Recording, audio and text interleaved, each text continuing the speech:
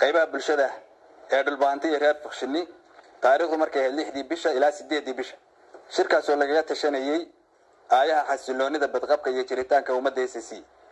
guddigu markii yeelatay kulamadoodii ugu horeeyay qiimaysana xaaladda wadanka ayna aragtay kacdoonka shacabka dal iyo dibadba markay aragtay fashilka amniga gobolka ee ka yimid muddadii Soomaaliland gacanta ku haysay maamulka gobolka markay aragtay dilalka joogtada ah ee xal aan loo haynin markay aragtay tacadiyada iyo xoogga dheeraadka ah ee istabajooga loo adeegsaday dadka shacabka ah markay aragtay go'doominta iyo ihsaarka ay sameeyeen ciidamada Soomaaliland ee ku hareeraysan magaalada Laascaanood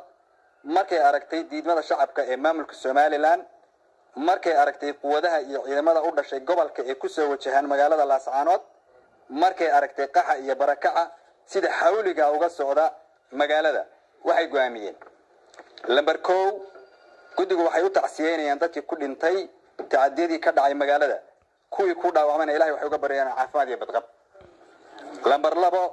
waxay guddigu cadeynaysaa in wixii khasaare ka dhacay magaalada naf iyo maalba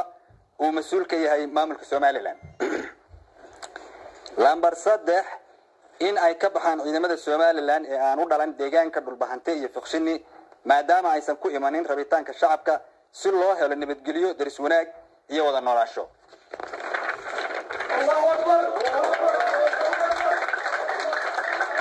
lambar 4 waxay raali ahaada lambar 4 in dhulbahantay iyo Fuqshini loo madax banaaneeyo taladooda lagana joojiyo faragelinta lagu hayo lambar 5 in amniga iyo lambar 4 weeye in